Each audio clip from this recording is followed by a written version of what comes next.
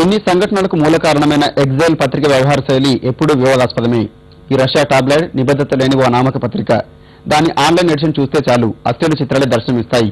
ఇలాంటి చౌకబార్ పత్రికల్లో వచ్చిన చిన్న కథనాన్ని ఆధారంగా చేసుకున్న ఛానల్స్ ఎలాంటి జంకు గొంకు లేకుండా వైఎస్ మృతిపై కుట్ర జరిగిందంటూ ఊదరగొట్టేశాయి. ఆధారాలు లేకుండా అభూత కల్పనలతో అసమగ్రంగా ఇచ్చే కథనం ఎంత వివాదం అవుతుందో రష్యన్ టాబ్లాయిడ్ ద ఎగ్జైల్ పత్రికే ప్రత్యక్ష నిదర్శనం. దివంగత ముఖ్యమంత్రి వైఎస్ మృతిపై సిబిఐ ఇంకా ఇతర సంస్థలు దర్యాప్తు చేస్తున్నాయి. రాష్ట్ర కేంద్ర ప్రభుత్వాలు ఈ కేసుపై ప్రత్యేక శ్రద్ధ కనపరుస్తున్నాయి. కుట్ర కోణాన్ని దర్యాప్తు సంస్థలు పరిశీలిస్తున్నాయి. పలుమార్లు ఘటనా స్థలాన్ని సందర్శించి అధికారులు నమూనాలు, సాక్ష్యాలు సేకరించారు. ఈ ప్రమాదంపై ఏవియేషన్ విభాగము విచారిస్తోంది. ఏవీ ఇంతవరకు నివేదికలు ఇవ్వలేదు. అలాంటిది ఇందులో కుట్ర దాగుందంటూ ద ఎగ్జైల్ ఓ విడ్డూరమైన కథనాన్ని ప్రచురించింది. దొరికిందే చాలన్నట్లుగా అస్తవ్యస్త నిరాధార కథనాన్ని పట్టుకుని కొన్ని టీవీ ఛానళ్లు ప్రసారం చేశాయి. ప్రజలను గందరగోళంలోకి నెట్టేశాయి.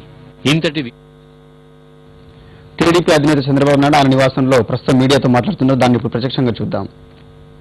అంతేకాకుండా చాలా దారుణంగా తయారైంది. ఎవరికి కూడా రాష్ట్రంలో భద్రత లేకుండా పోయింది. అంతేకాకుండా ఇవి చూస్తే ఎంత భయంకరంగా ఈ రాష్ట్రంలో సంఘటనలు జరుగుతున్నాయో రండి.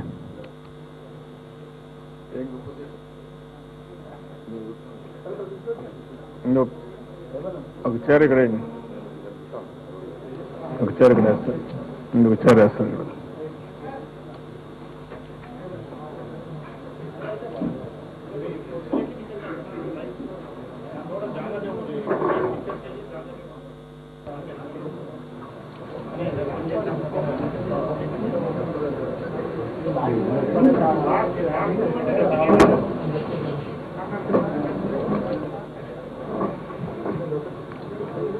ఎంత భయంకరంగా లా అండ్ ఆర్డర్ తయారైందో, ఏ విధంగా ప్రజల ఆస్తులకు కానీ ప్రాణాలకు భద్రత లేకుండా పోయిందో,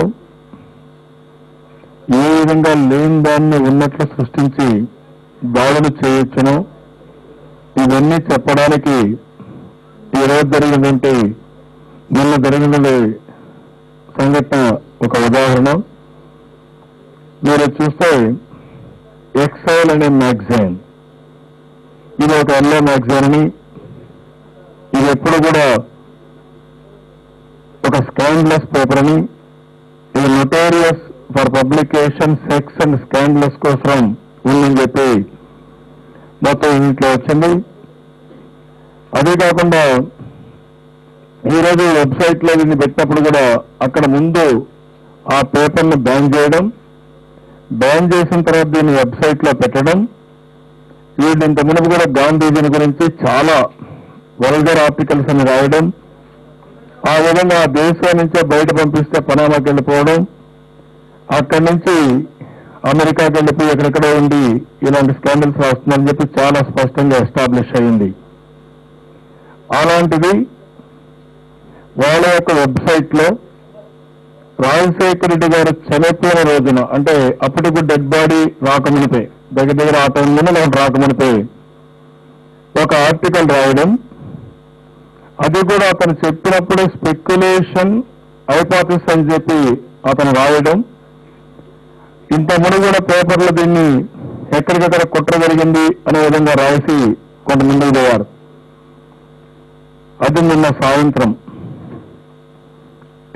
ఒక టీవీలో ప్రచారం చేయడం, నెక్స్ట్ ఇంకొక టీవీ అందుకోవడం, ఒక 2-3 టీవీలు అందుకొని దీన్ని ప్రచారం చేస్తూ అదే మాదిరిగా ఏ విధంగా రెచ్చగొట్టాలో ఆ విధంగా రెచ్చగొట్టి, అది వచ్చిన దానికంటే ముందే 4:55కు ఎస్ఎంఎస్ మెసేజ్ ఇచ్చారు. ఆయన సప్లైయింగ్ ఫర్ ఆల్ దీన్ని అందరికీ ఎస్ఎంఎస్ మెసేజ్ ఇస్తూ, అది కూడా 4:55:39 PM. YS Yuvasena calls for AP bandh on Saturday, that is 9th January 2010. If you love YSR really, send this SMS to all YSR fans అంటే 4 గంటల 55 నిమిషాల 38 సెకండ్లకు ఈ ఎస్ఎంఎస్ ప్రచారం మొదలుపెట్టే ఈడకు వచ్చింది. అంత మునుపు కొన్ని వచ్చుంటాయి. ఈడకు వచ్చినట్టు ఇది ఎన్ని గంటల ముందు పెట్టారో అంత మునుపు మొదలుపెట్టారు. దీన్ని ఆసరాగా తీసుకుని రాత్రి రాష్ట్రంలో ఒక అరాచకాన్ని సృష్టించారు. ఒక పద్ధతి ప్రకారం గంటలోని రిలయన్స్ ఆస్తులన్నీ కూడా ధ్వంసం చేశారు. ఇది మొట్టమొదటిసారి కాదు. నేను ఇక్కడ జర్నలిస్టులు అందరూ ఉన్నారు. టీవీల్లో ఏదైనా వేసినప్పుడు ఒక బాధ్యతాయుతంగా ప్రవర్తించాలా లేదా అని మిమ్మల్ని అడుగుతున్నాం. ఒక బాధ్యత ఉంటే ఒక స్టోరీ వచ్చిన తర్వాత ఆ స్టోరీ సోర్స్ ఏంటి, ఇంత మునుపు ఎప్పుడు పబ్లిసైజ్ చేశారు, సెప్టెంబర్ 3వ తారీఖు వచ్చిన దానికి ఈరోజు రిలవెన్స్ ఏంటి, ఆ విధంగా రిలవెన్స్ లేదని తీసుకుని నిన్న సాయంత్రం కావాలని ఒకేసారి 3 టీవీలు వేయాల్సిన ప్రమేయం ఏమొచ్చింది, వేసిన తర్వాత ఏ విధంగా రెచ్చగొట్టారు.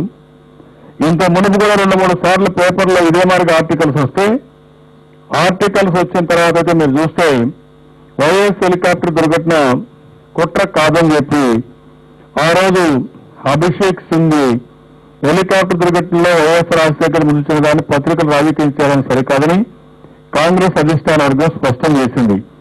వైఎస్ హెలికాప్టర్ దుర్ఘటనలో మృతి చెందిన ఈ అంశాన్ని ఒక దినపత్రిక కుట్రగా వర్ణించడాన్ని కాంగ్రెస్ అధికార ప్రతినిధి అభిషేక్ మను సింగ్ కొట్టిపారేశారు. పత్రికలు నీచ రాజకీయాలు రాయడం మానుకోవాలని హితవు పలికారు. అంటే అంత మునిపే పేపర్లు రాయడం, రాసిన తర్వాత అతను కూడా చాలా తీవ్రంగా ఖండించాడు. పదే పదే ఇవన్నీ కూడా పేపర్లు రాసుకున్నారు. నేను అడుగుతున్నా, ఈరోజు హోమ్ మినిస్టర్గా రాష్ట్రంలో ఎవరున్నారని అడుగుతున్నాం. హోమ్ మినిస్టర్గా ఆ రోజు రాజశేఖర రెడ్డి గారు అనుమతులు కదా ఈరోజు హోమ్ మినిస్టర్గా ఉన్నారు. రెండోది, ఈ రాష్ట్రంలో ఎవరు సిటిజన్ సేఫ్టీ కమిటీ చైర్మన్ గా అని అడుగుతున్నాం. కేవీపీ రామచంద్రరావు గారు కదా. రాష్ట్రంలో ఏ ప్రభుత్వం నేను అడుగుతున్నాను, కేంద్రంలో ఏ ప్రభుత్వం నేను అడుగుతున్నాను. సిబిఐ ఎంక్వైరీ చేశారు. ఒక పక్క సిబిఐ ఎంక్వైరీ పోతా ఉంది, స్టేట్ లో కూడా మేము కూడా ఎంక్వైరీ చేస్తామని చెప్పి వీళ్ళు మాట్లాడారు. మొట్టమొదటి మీరు ఒకసారి చూస్తే ఈ రాష్ట్రంలో మొదటిసారి రాజశేఖర రెడ్డి గారు చనిపోయిన ఒక అర్ధగంట గంట కాకముడితే ఎవరు ముఖ్యమంత్రి అయితే బాగుంటుందో స్క్రోలింగ్ చేశారు పబ్లిక్ ఒపీనియన్ కోసం.